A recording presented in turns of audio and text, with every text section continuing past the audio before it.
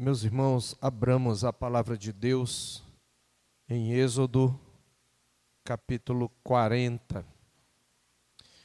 Nós, enfim, com a graça do Senhor Deus, depois de quase 2 anos, teremos aqui o encerramento da série de exposições desse livro tão precioso para nós, que conta a história da nossa salvação, que conta a continuação dessa grande narrativa, ou tecnicamente falando, dessa metanarrativa, que é a Escritura. A Escritura conta a grande narrativa da história do universo, da história da criação, da história do povo de Deus. Nós começamos em março de 2023, eu não estou recordado agora, dia 5, eu acho, de março de 2023, e estamos quase completando 2 anos, e conseguimos agora chegar ao final.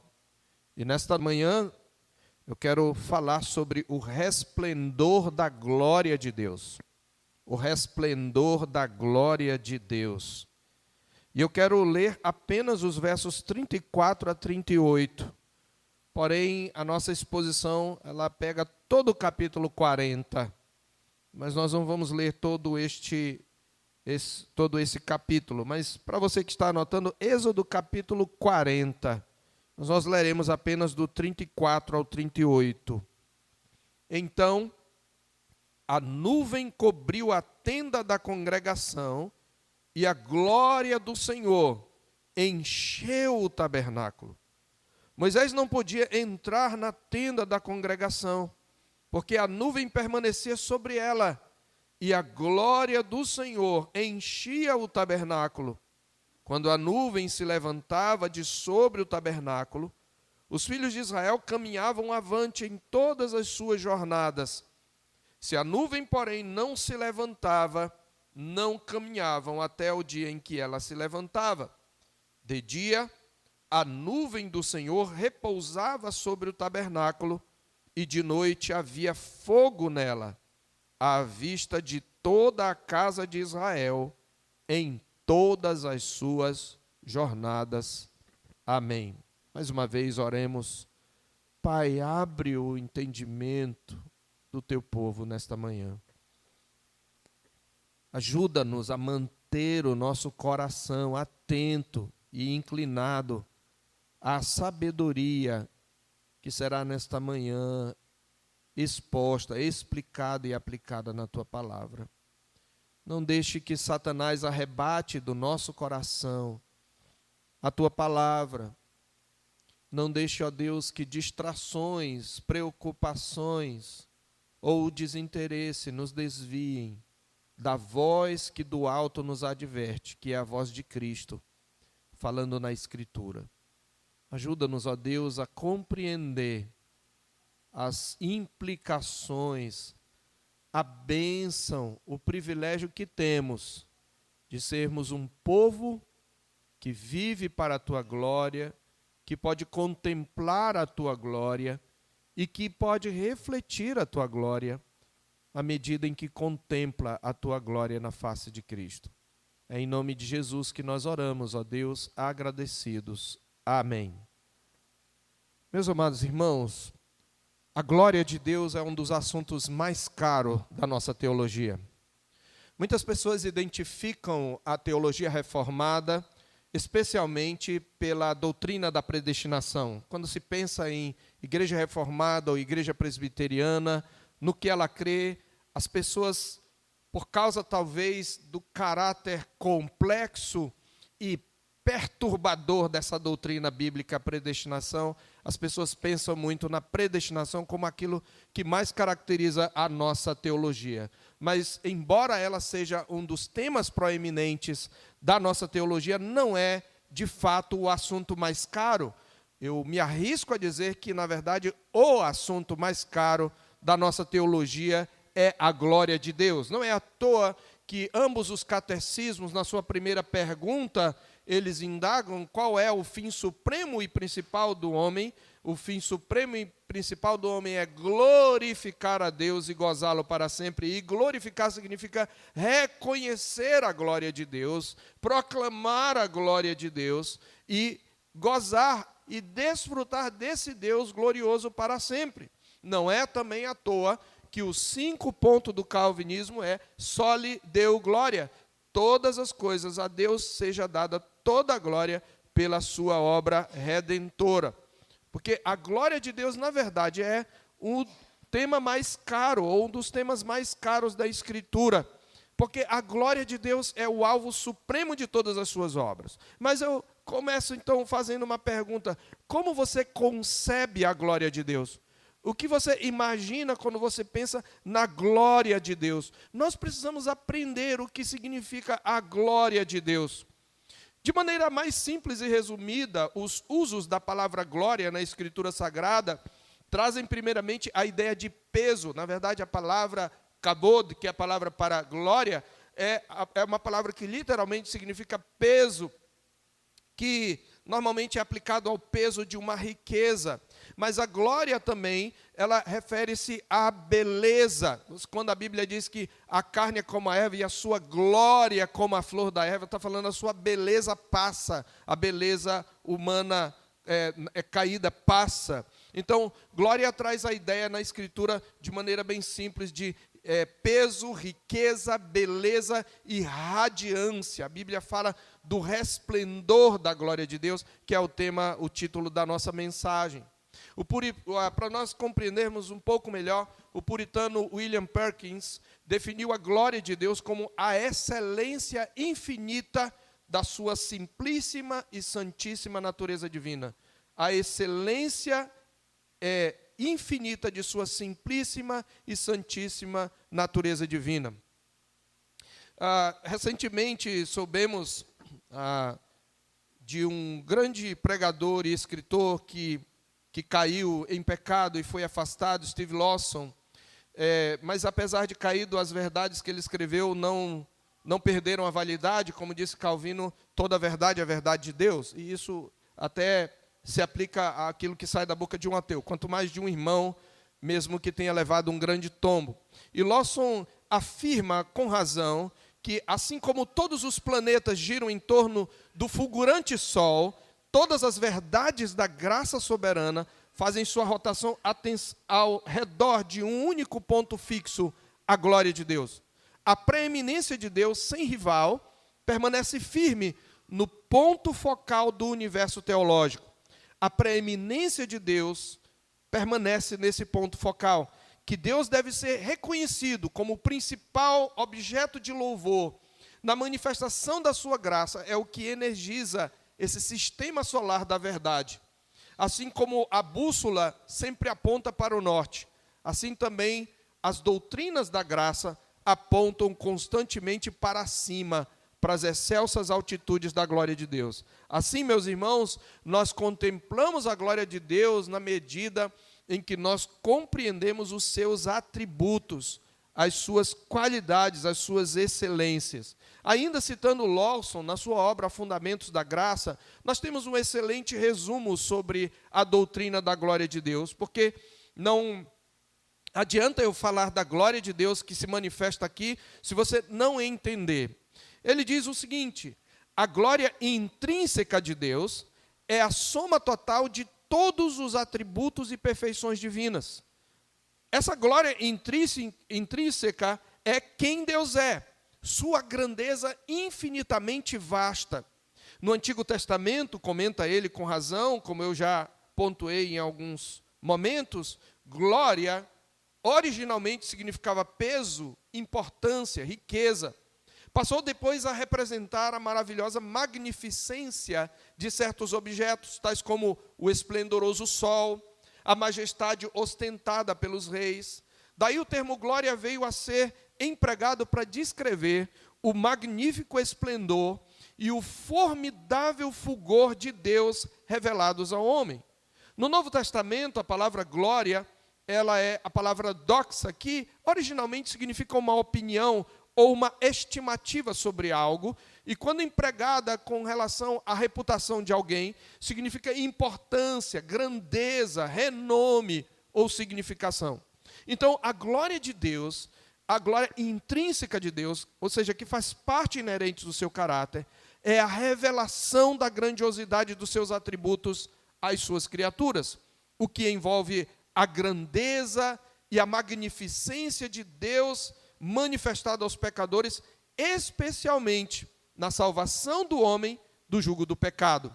Ninguém pode acrescentar coisa alguma à glória intrínseca de Deus. Deus é quem Ele é, nunca diminuindo, nunca aumentando, sendo sempre o mesmo, o soberano governador que conhece tudo, o todo-poderoso, presente em toda parte, absolutamente verdadeiro, sábio, amoroso, dadivoso em conceder sua graça, misericordioso, justo e irado em sua oposição ao pecado. É essa glória intrínseca que a Deus apraz dar a conhecer às suas criaturas. Esse capítulo, meus irmãos, fala exatamente, ele traz o clímax do livro de Êxodo. E você lembra que o livro de Êxodo conta primeiramente como Deus libertou o seu povo, descendente de Abraão, cumprindo as promessas a Abraão, ele o libertou do Egito. Tendo-o libertado, levou-o até o Monte Sinai, onde ele fez com esse povo uma aliança. E uma vez feita essa aliança, mesmo depois de um ato de rebeldia do seu povo, Deus preparou uma habitação, por meio da qual Deus estaria, a partir de agora, no meio deles. E esse livro, o capítulo 40, ele traz exatamente a conclusão disso. E ele conclui com Deus descendo o Monte Sinai para habitar entre o seu povo, depois de ter sido erigido o seu tabernáculo. Deus agora vai peregrinar com o seu povo até a terra prometida. E esse capítulo, ele pode ser subdividido em 3 subseções, sendo as 2 primeiras paralelas, até repetitivas. A primeira subseção vai dos versos 1 a 15, e ela registra a ordem do Senhor a Moisés para que erga o tabernáculo. Ele já havia repetido, como nós vimos, como se fez o tabernáculo, descrevendo cada peça, mas agora o Senhor Deus ordena que Moisés então arme o tabernáculo. Depois disse o Senhor a Moisés, diz o verso 1, no primeiro dia do primeiro mês, levantarás o tabernáculo da tenda da congregação, e ele vai descrevendo toda a forma como Moisés deve levantar o tabernáculo em detalhes. A segunda subseção registra a completa obediência de Moisés, dos versos 16 a 33.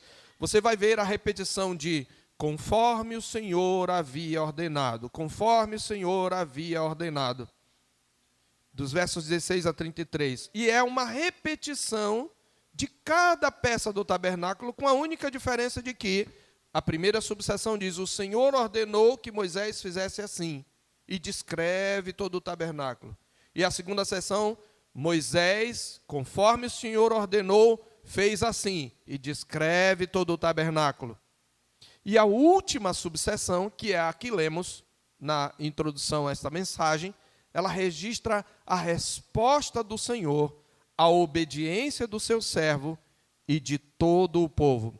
O verso 33 diz a Bíblia que levantou também o átrio ao redor do tabernáculo e do altar e pendurou o reposteiro da porta do átrio, e assim Moisés acabou a obra. Você vai ver o tempo todo que a expressão é conforme o Senhor ordenou a Moisés. Verso 16, e tudo fez Moisés segundo o Senhor lhe havia ordenado, assim o fez. Aí ele descreve o tabernáculo, as colunas, e no verso 21, segundo o Senhor ordenara a Moisés. Depois mostra como ele colocou os móveis e encerra esse segundo momento no verso 25, segundo o Senhor ordenou a Moisés. Depois fala de como ele acendeu o incenso aromático, verso 27, segundo o Senhor ordenou a Moisés, e encerra no verso 29, segundo o Senhor ordenou a Moisés, e ainda no verso 32, segundo o Senhor ordenava a Moisés. Observe que a ênfase é, ele fez exatamente como o Senhor ordenou, sem tirar nem acrescentar coisa alguma. Então, essa é a visão panorâmica desse texto, mas eu quero ainda trazer mais duas observações para a nossa melhor compreensão. Observe que o capítulo começa com uma referência de tempo, uma referência cronológica. No primeiro dia do primeiro mês, levantarás o tabernáculo da tenda da congregação. Mais exatamente, cerca de 11 meses já haviam decorrido desde que eles haviam chegado ao Sinai. E a referência de tempo, meus irmãos, do primeiro dia do mês, ela é enfatizada no verso 1 e também no verso 17. No primeiro dia do segundo ano, no primeiro dia do mês, levantou o tabernáculo. Aqui nós temos a indicação de um novo começo. Nós temos aqui, na verdade, um paralelo dessa declaração com Gênesis 8:13. Ali também é narrado um novo começo após o dilúvio. Lá está escrito em Gênesis 8:13, no primeiro dia do primeiro mês do ano 600 de Noé, e no primeiro ano a água secou na terra. E assim como Noé e sua família são salvos do dilúvio e tornados em nova humanidade, os israelitas, tendo sido salvos da escravidão do Egito, agora também iniciam uma nova etapa da humanidade redimida. Ao mesmo tempo, Noé, após salvo, edificou um altar para adorar o Senhor Deus, e Israel, após sua libertação também, edifica agora um tabernáculo com o mesmo objetivo. Então, Deus está apontando, através dessa narrativa, que agora é um novo começo. Israel inicia como nação, vai iniciar a sua peregrinação, que vai ser um período de aprendizado até a terra da promessa. Convém ainda observarmos que Moisés vai montando o tabernáculo de dentro para fora. Você pode ler aí que ele começa no Santo dos Santos e ele vai fechando os compartimentos de dentro para fora, porque há um cuidado. O povo não poderia olhar o que estava lá dentro, somente o sacerdote, porque aquele era um lugar santo. Então, como é que nós vamos expor isto? Irmãos, claramente nós vemos verso 1 a 15, 16 a 33 e 34 a 38, e eu vou anunciar as 3 divisões desta mensagem. Para que a glória de Deus possa habitar no meio do povo, primeiro, o tabernáculo é erguido pelas mãos do mediador. O tabernáculo é erguido pelas mãos do mediador. Em segundo lugar, nós veremos que para que a glória de Deus habite no seu santuário, o tabernáculo é concluído pela perfeita obediência do mediador. O tabernáculo é concluído pela perfeita obediência do mediador. E, por fim, em terceiro lugar, veremos que a glória de Deus enche o tabernáculo após a conclusão da obra do mediador. A glória de Deus enche o tabernáculo, a glória do Senhor enche o tabernáculo após a conclusão da obra do mediador.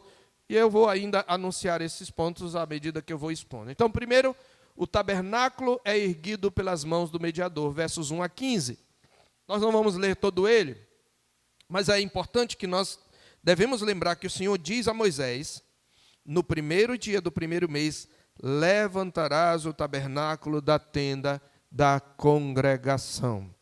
Observe que Deus fala especificamente para Moisés, você vai pôr nele a arca, você vai cobrir com véu, você vai meter nele a mesa, vai pôr em ordem as coisas, você vai ungir o altar, no verso 10, vai ungir todos os utensílios, você vai consagrar Moisés, e é você quem vai consagrar Arão. Arão não podia oficiar antes de ser consagrado, tudo você vai fazer. Nós sabemos que Moisés era o mediador dessa aliança. É claro que nós não precisamos concluir que Moisés tenha montado tudo literalmente sozinho. Primeiro, porque seria inconcebível um só homem levantar traves de madeira, fincá-las no chão, ou estender as grossas e extensas cortinas sobre a armação, ou ainda carregar um móvel pesado, como, por exemplo, o altar dos holocaustos para o seu lugar. Segundo, porque os homens que confeccionaram o tabernáculo com suas peças e suas partes aí, e utensílios, o tinham visto de alguma maneira. Porém, a menção de Moisés como aquele que faz o trabalho indica, primeiro, que uma vez concluídas as partes componentes do tabernáculo,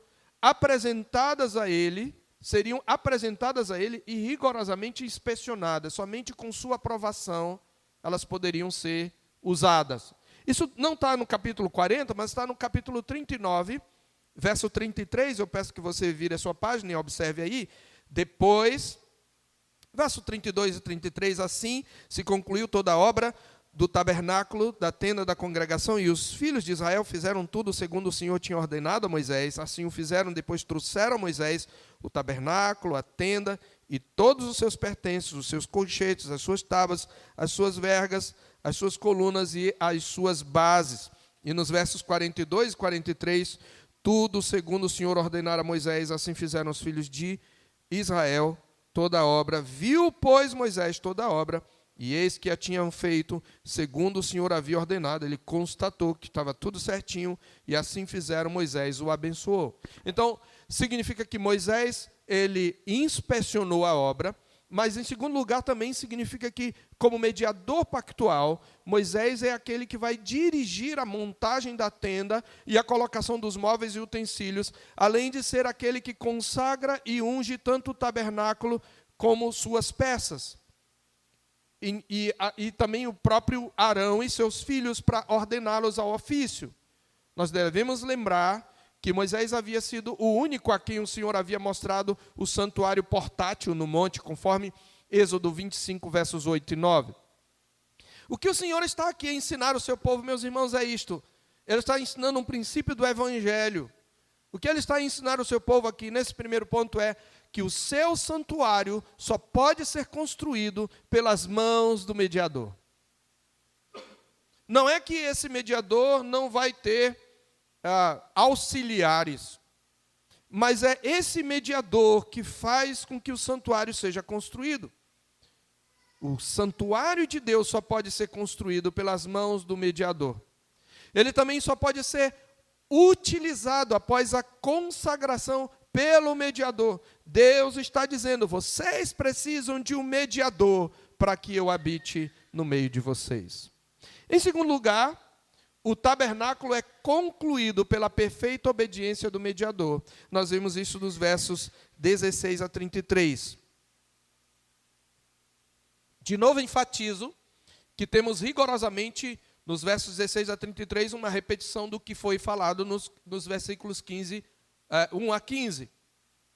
E essa detalhada repetição de cada item do tabernáculo é introduzida, cada parte, cada etapa, é introduzida com a observação reiterada de que, como eu falei, tudo fez Moisés segundo o Senhor lhe fez, segundo o Senhor lhe havia ordenado.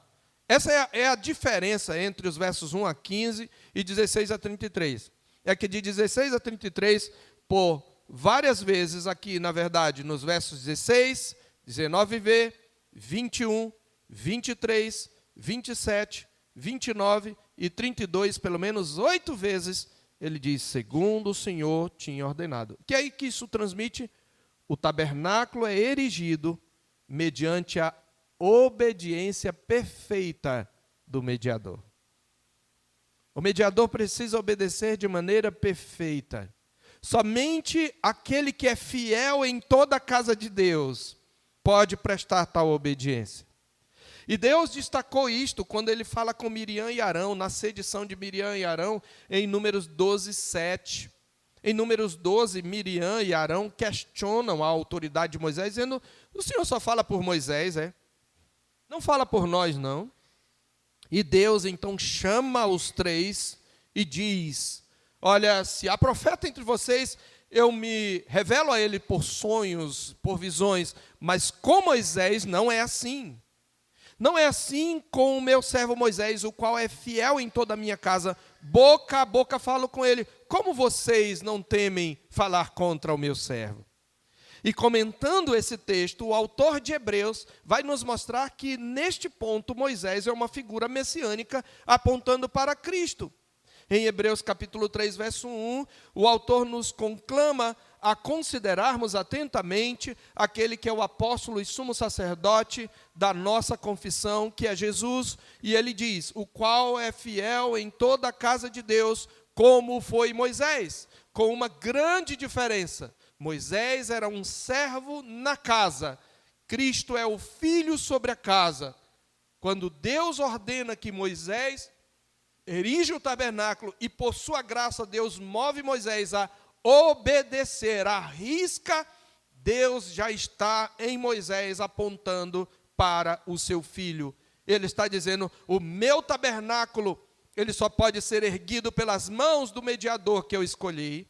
O meu tabernáculo só pode ser concluído pela perfeita obediência do mediador. E, obviamente, o que de fato obedeceu perfeitamente a Deus é Cristo. E em terceiro lugar, então, em reação a tudo isso, a glória do Senhor enche o tabernáculo após a conclusão da obra do mediador. Quando o mediador ergue o tabernáculo, quando o mediador exerce uma completa obediência, então agora a glória de Deus pode pousar sobre aquele lugar.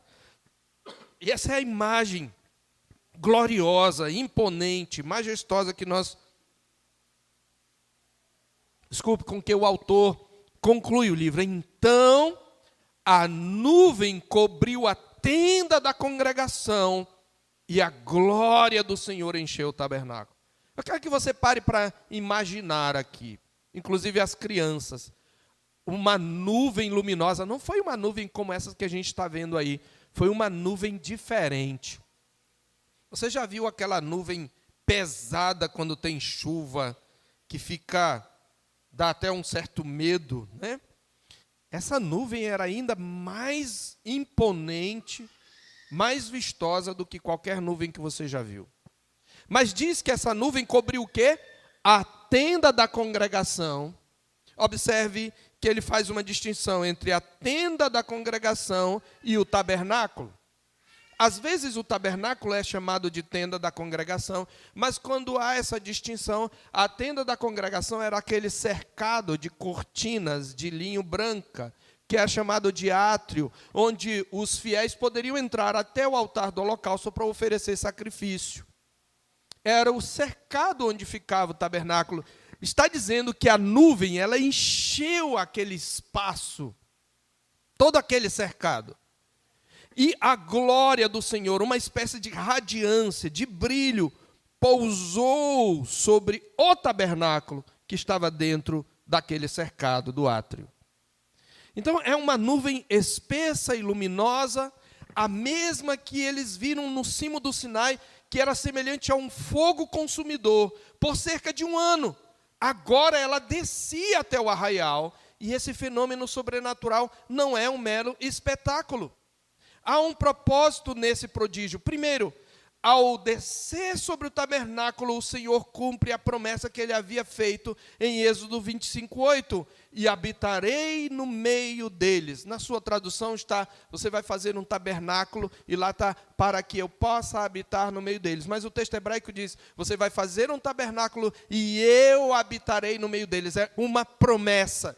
Deus, então, cumpre a sua promessa de habitar no meio do seu povo. Em segundo lugar, a presença do Senhor, representado naquela glória, naquela radiância, entre os filhos de Israel, ele traz o efeito de santificar o arraial e separar Israel dentre as nações.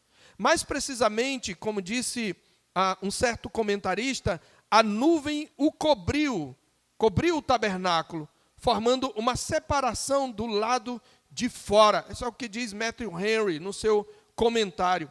A nuvem o cobriu, a nuvem cobriu o tabernáculo, e com isso ela fez uma separação com o lado de fora. Deus está dizendo, esse lugar é santo porque eu estou aqui. E a glória do Senhor o encheu por dentro. A nuvem o cerca por fora e a glória o enche por dentro. E aqui Matthew Henry vê provavelmente uma ligação com o texto de Zacarias, capítulo 2, verso 5, onde Deus promete ser um muro de fogo ao redor de Jerusalém, porque a coluna de nuvem era de noite como uma coluna de fogo, concedendo que a sua glória esteja no meio desta cidade. Essa é uma promessa que está em Zacarias. A minha glória será como um fogo em redor. Então, tanto descreve a ideia de separação, de santidade, como de proteção também. E conforme a observação dos versos 36 e 37, também Deus está dizendo: eu desci para guiar o meu povo. Preste atenção, queridos, olha o evangelho aqui. Eu desci pessoalmente e eu vou adiante do meu povo para a terra do descanso.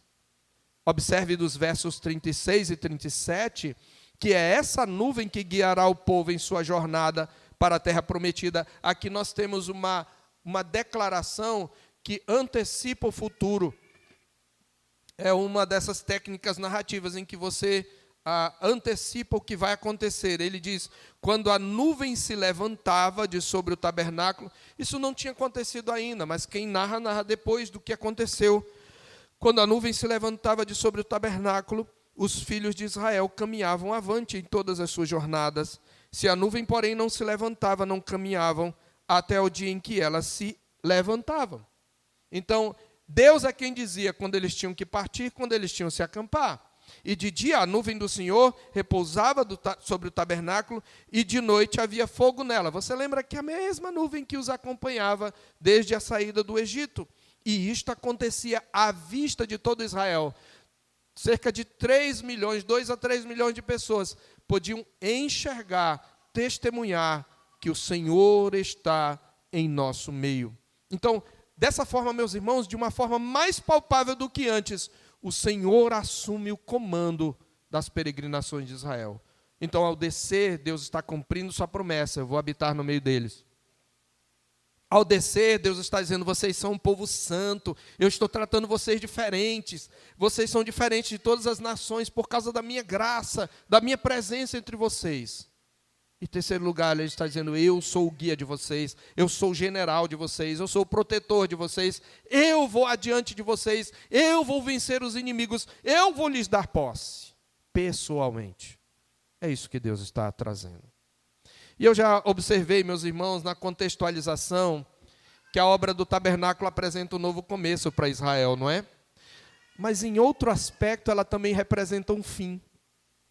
A observação, observe no verso 33, parte B, a observação de que Moisés terminou a obra também tem um paralelo, tanto no passado como também no futuro da revelação bíblica.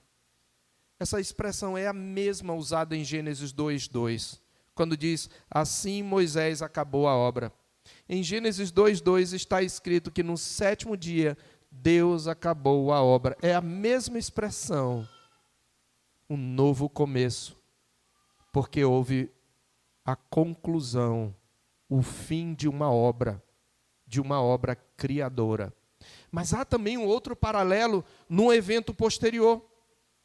Lá em João 17, verso 4, quando presta contas ao Pai da conclusão do seu ministério, Jesus afirma: eu te glorifiquei na terra, consumando a obra que me deste para fazer.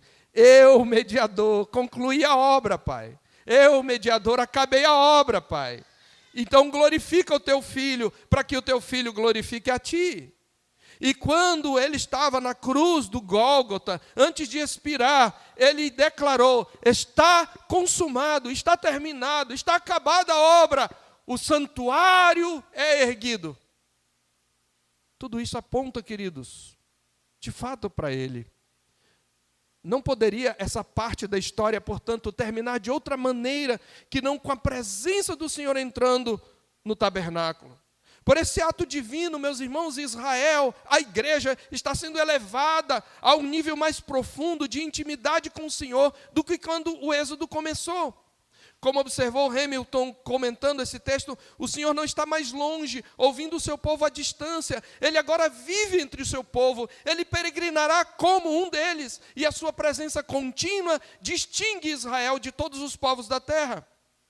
Comentando esse evento histórico salvífico, histórico salvífico, Matthew Henry também afirmou: este seria, doravante, o lugar do trono de Deus, onde está o povo de Deus, é o lugar do trono de Deus e o lugar da sola dos seus pés. Aqui ele residiria, aqui ele governaria pelos sinais visíveis da vinda de Deus, entre eles, para tomar posse do tabernáculo, o bondoso Senhor testificou tanto o seu retorno, o retorno do seu favor a eles, o qual eles haviam perdido o direito por causa do bezerro de ouro, quanto a sua aceitação misericordiosa de todo o gasto que eles haviam feito, de todos os cuidados e sofrimentos que tinham passado no que se referia ao tabernáculo. Desse modo, conclui Matthew Henry, Deus os reconheceu, Deus se mostrou satisfeito com o que eles haviam feito e os recompensou abundantemente com sua presença. Note que Deus habitará com aqueles que lhe preparam uma habitação. E certamente Deus reconhecerá e coroará as operações de sua própria graça e da observância de suas próprias ordens. A glória de Deus está no meio do seu povo. Meus irmãos, além de tudo que falamos sobre glória, glória na Escritura, muitas vezes, então, está associada à manifestação visível de Deus. São 376 ocorrências, segundo o Dicionário Internacional de Teologia do Antigo Testamento. E dessas 376 ocorrências da palavra glória, 45 delas estão associadas com a manifestação visível de Deus. Conforme esse mesmo dicionário, a maioria das ocorrências em que a glória de Deus, na maioria das ocorrências em que a glória de Deus é uma manifestação visível, ela está relacionada ao tabernáculo e ao templo das visões também de Ezequiel, acerca do exílio e da restauração. Dizem assim os autores, essas manifestações estão diretamente relacionadas com a autorrevelação de Deus e o seu desejo de habitar entre os homens. Nessa condição, elas geralmente são associadas à sua santidade. Deus almeja habitar entre os homens. Ele almeja habitar com os homens. Ele deseja que sua realidade e o seu resplendor sejam conhecidos dos homens. E a glória de Deus, meus irmãos, enchendo o tabernáculo, é também um prelúdio para o cumprimento de uma promessa futura, a de que a glória do Senhor um dia encherá toda a terra como as águas cobrem o mar. Abacuque teve esta visão e na sua profecia, no capítulo 2, você pode abrir lá em Abacuque capítulo 2, no versículo 4. Na verdade, depois disso, no capítulo 3, Abacuque tem uma visão da glória de Deus. Deus manifesta a radiância da sua glória. Ele diz no verso 3, descrevendo a visão que tem de Deus: Deus vem de Temã, e do monte Parã vem o santo. A sua glória cobre os céus, e a terra se enche do seu louvor. O seu resplendor ou brilha como a luz, raios brilham da sua mão, e ali está velado o seu poder. E ele descreve Deus vindo como Salvador do seu povo. Mas antes disso, Deus avisa para Abacuque, no capítulo 2, verso 14, pois a terra se encherá do conhecimento da glória do Senhor, como as águas cobrem o mar. O Senhor já tinha dito isto antes, depois de Êxodo, mas bem antes de Abacuque, ainda no Pentateuco, em Números capítulo 14, verso 21, quando ele jura, ele diz: porém, tão certo como eu vivo, e como toda a minha glória se encherá, toda a terra se encherá da glória do Senhor. É desejo de Deus com a terra encher com a sua glória a terra. A imagem da glória de Deus, a encher a terra, está ligada, meus irmãos, à reputação de grandeza que apenas Deus merece. Não só por causa da sua posição natural como rei, mas por causa da sua inigualável atividade como libertador e salvador. Mais do que isso, essa glória reflete a própria realidade da sua presença. E nós sabemos para quem todas essas verdades apontam mais uma vez. A glória de Deus, que é o resplendor e a brilhante beleza que reluz através de todos os atributos divinos, é especialmente evidente no Cristo crucificado e ressurreto. Sabemos, meus irmãos, que em nenhuma outra parte se vê a realidade, o resplendor da presença e do caráter de Deus, como em seu Filho unigênito.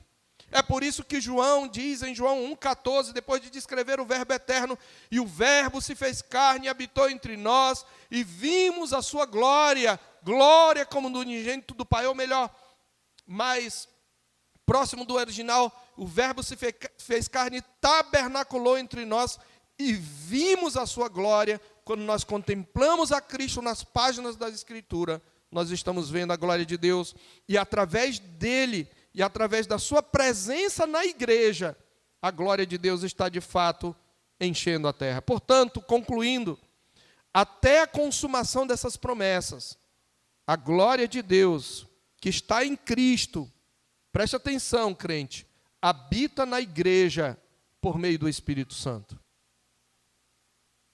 Nós não precisávamos estar lá, porque nós temos algo superior. Nós temos o Cristo vivo habitando em nós, pelo seu Espírito. Jesus é maior do que Moisés. Você percebe? Quando a glória de Deus encheu o tabernáculo, Moisés, que havia estado por quase um ano na presença de Deus, não pode estar na tenda da congregação, verso 35.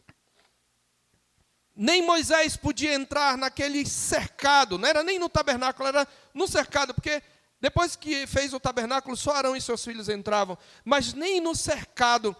Enquanto Moisés não pode entrar no tabernáculo, por causa da intensidade da glória de Deus, Cristo não só entra no tabernáculo, mas Ele mesmo é declarado como sendo o próprio resplendor da glória e a expressão exata da substância divina, em Hebreus 1, verso 3.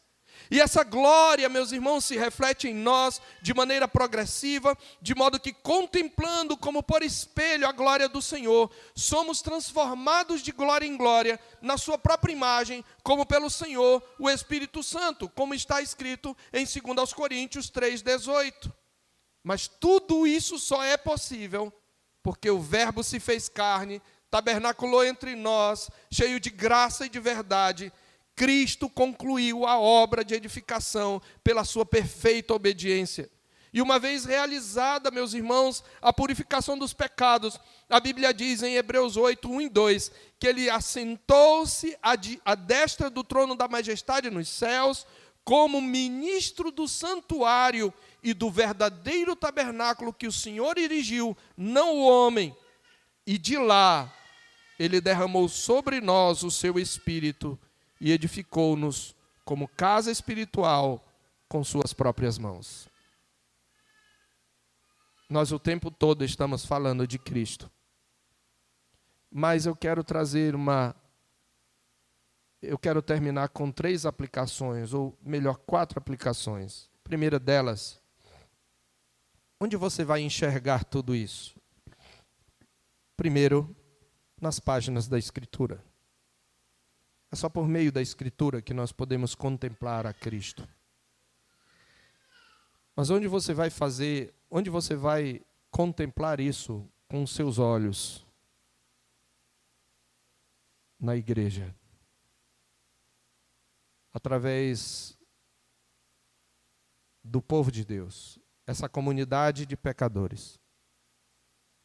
É olhando para o seu irmão, é caminhando com ele, é exortando, encorajando e submetendo-se a exortações e encorajamento dele. É comprometendo-se com o culto no dia do Senhor e com os ajuntamentos. Porque em nenhum outro lugar você vai encontrar a glória de Deus de maneira tão palpável quanto no meio da igreja. Segunda aplicação que eu quero fazer: aqueles que estão em Cristo manifestarão em sua vida a obediência devida a Cristo, pela qual eles são fundamentados na fé. Se você está em Cristo, você faz parte da igreja de Deus, e se você de fato está em Cristo e foi por Ele justificado, você vai manifestar na sua vida a obediência devida a Cristo. Não a obediência como a de Cristo perfeita, mas obediência substancial. Então, aquele que professa Cristo e vive em clara desobediência com os seus mandamentos, ele está mentindo para si mesmo. Então, você precisa checar as evidências de que você está em Cristo. Porque aquele que está em Cristo, aquele em quem repousa a glória de Deus, manifesta essa glória em sua obediência. Em segundo lugar, aqueles que estão em Cristo, eles manifestarão a glória de Deus, vivendo em santidade. Porque a presença de Deus necessariamente, impreterivelmente, inevitavelmente, santificará aqueles em quem ela habita. Então, alguém que se diz crente e se acomoda em chafurdar na lama do pecado, sem se incomodar com isso, sem buscar santificação, sem abandonar o pecado, é um mentiroso, é um falso crente, porque aquele que está em Cristo, aquele em quem repousa a glória de Deus, tem que manifestar santidade visível. Em quarto lugar, aqueles que estão em Cristo, eles crescerão de glória em glória, na medida em que contemplam a Cristo na adoração. Isto quer dizer que quem é de Cristo tem que crescer, irmãos, não pode estagnar.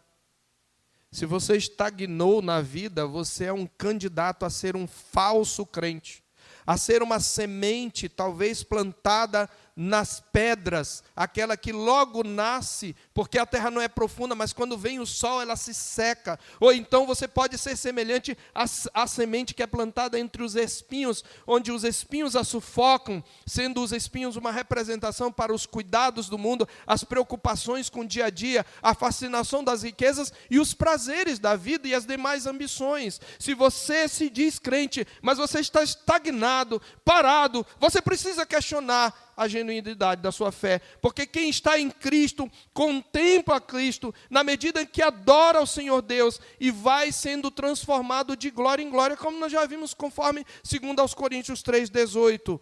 Eis aqui também a importância do culto público, porque onde é que contemplamos Cristo? Contemplamos Cristo quando nós, no dia do Senhor, o cultuamos, quando nós o adoramos. Porque nós somos sempre transformados naquilo que contemplamos com admiração. Meus irmãos, que nós possamos amar, buscar, desejar a glória de Deus entre nós, buscando conhecer mais profundamente a Cristo, buscando envolver-nos com a sua igreja, que é o seu santuário vivo, buscando sermos fiéis em cultuá-lo, em adorá-lo e viver uma vida de obediência e santidade, porque é assim que a glória de Deus se manifesta em nós no presente, até que termine a nossa peregrinação e nós o veremos como Ele é e seremos semelhantes a Ele. Vamos orar. Louvado seja o Teu nome, Senhor Deus e Pai de nosso Senhor Jesus Cristo, porque aprove ao Senhor fazer habitar a sua glória entre nós. O Senhor manifestou a sua glória no passado de diversas maneiras, mas a manifestou de maneira mais palpável na carne de Cristo Jesus, em seu ministério terreno, na sua obra redentora. E agora esse Cristo exaltado derramou o teu Espírito sobre a tua igreja, e nela a tua glória repousa. Ó Deus, eu peço em nome de Jesus, primeiramente, ajuda-nos a enxergar a tua glória e a presença de Cristo na tua igreja e amar a tua igreja. Em segundo lugar, ajuda-nos a caminhar em obediência, evidenciando que a glória de Deus está na nossa vida. Caminhar em obediência e santidade, e ajuda-nos a crescer de glória em glória e não nos acomodarmos no estágio em que estamos do nosso crescimento. É É o que nós te pedimos em nome de Jesus. E que a graça do nosso Senhor e Salvador Jesus Cristo, o amor sacrificial de Deus, o nosso Pai, e a comunhão consoladora do Espírito Santo seja conosco e com todo o povo de Deus, agora e para sempre. Amém.